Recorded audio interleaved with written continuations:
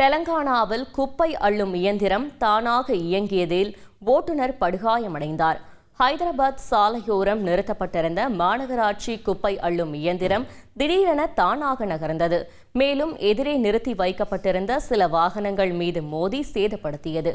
அப்போது இயந்திரத்தை நிறுத்த முயன்ற ஓட்டுநரும் படுகாயமடைந்தார்.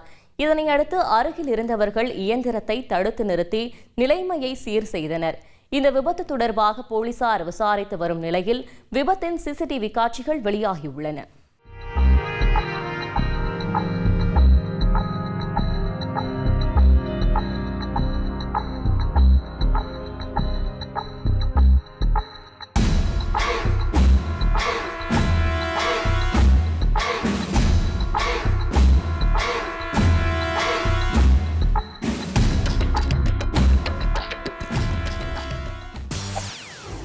செய்திகளை உடனுக்குடன் தெரிந்து கொள்ள உடனே சப்ஸ்கிரைப் பண்ணுங்க.